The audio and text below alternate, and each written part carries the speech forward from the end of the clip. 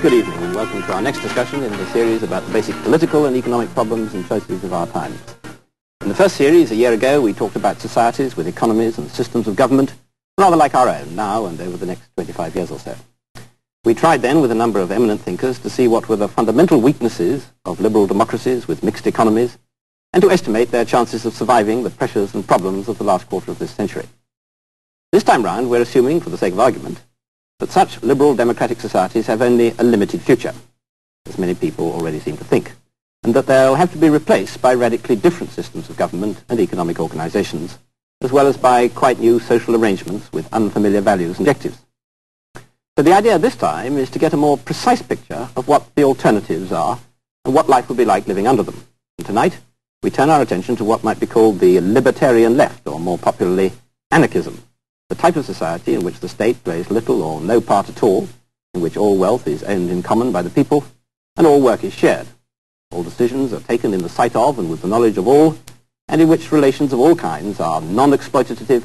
and where the concepts of leaders and led are thought to have no meaning. However great the obvious practical difficulties inherent in such a scheme, thinkers down the ages keep coming back to the idea of having no government as the best solution to the seemingly insuperable practical and theoretical problems of having any tolerable form of government. Anarchist ideas still have a vigorous life, and we're fortunate to be able to explore them tonight with Professor Noam Chomsky of the Massachusetts Institute of Technology. Professor Chomsky has, in a sense, become well known twice over, once because of his revolutionary work in linguistic theory,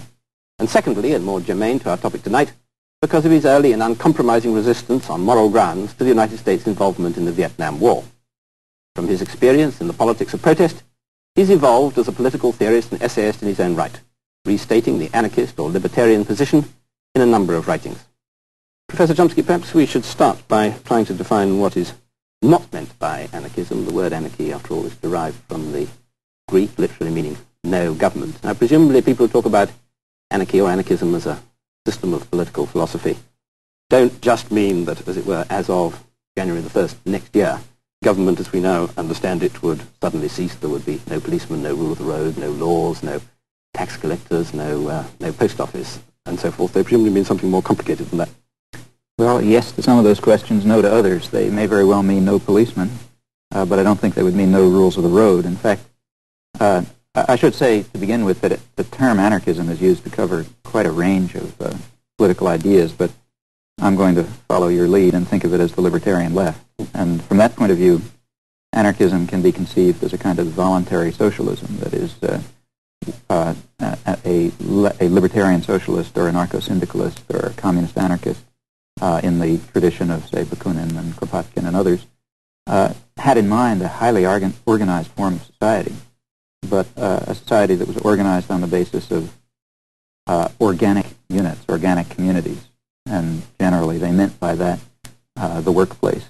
or the neighborhood or both. And from those two basic units involving the place where a person works and spends his creative energies and the place where he lives in relation to his neighbors and others around him, from those two basic units there could derive through federal arrangements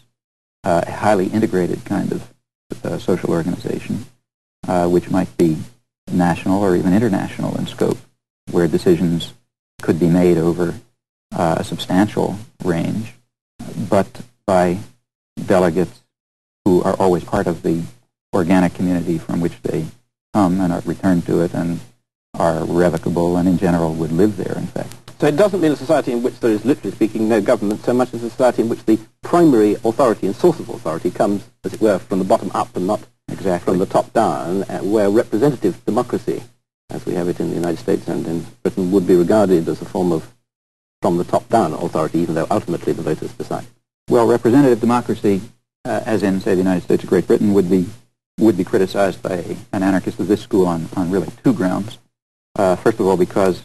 there is a monopoly of power centralized in the state, and secondly, and critically, because representative democracy is limited to the political sphere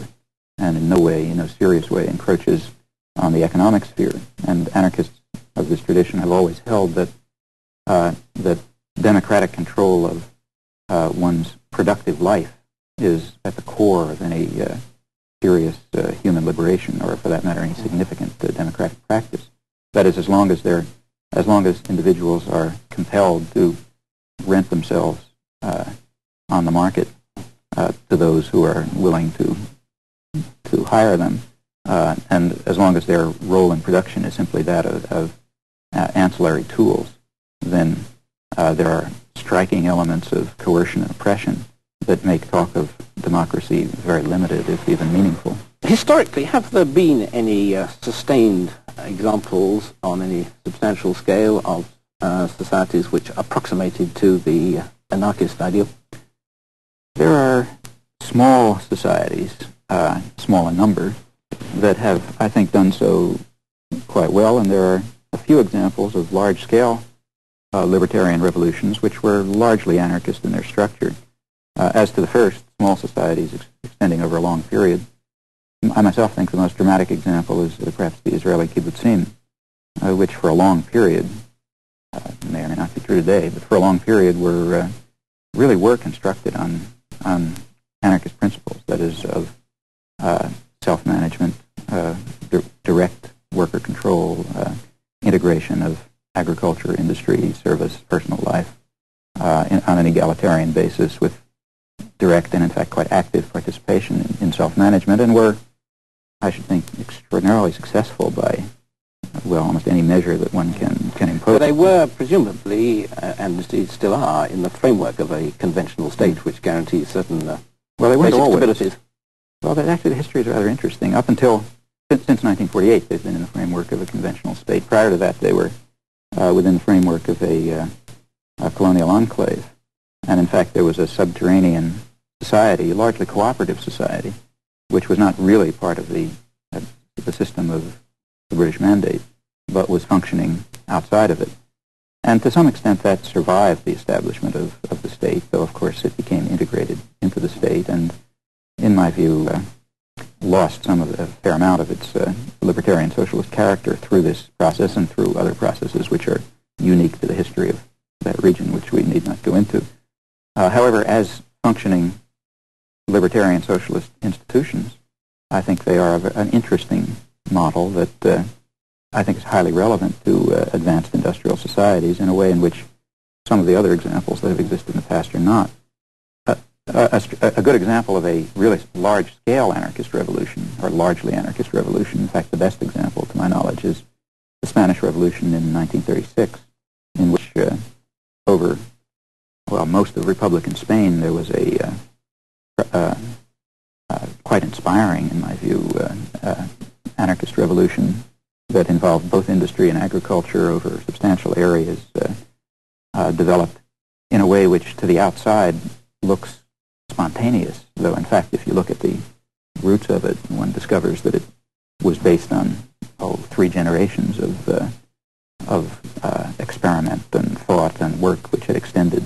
anarchist ideas to very large parts of the population in this largely pre-industrial, though not totally pre-industrial society. And that again was, well, by both human measures and even anyone's economic measures, quite successful. That is, production continued effectively. Workers in farms and factories proved quite capable of managing their affairs without coercion from above, contrary to what lots of socialists, communists, liberals, and others wanted to believe. And in fact, you can't tell what would happen. That anarchist revolution was simply destroyed by force, but during the period of its in which it was alive, I think it was highly successful and as I say, in many ways, really inspiring testimony to the ability of poor working people to organize, manage their affairs extremely successfully without coercion and control. How relevant the Spanish experience is to an advanced industrial society, one might question in detail.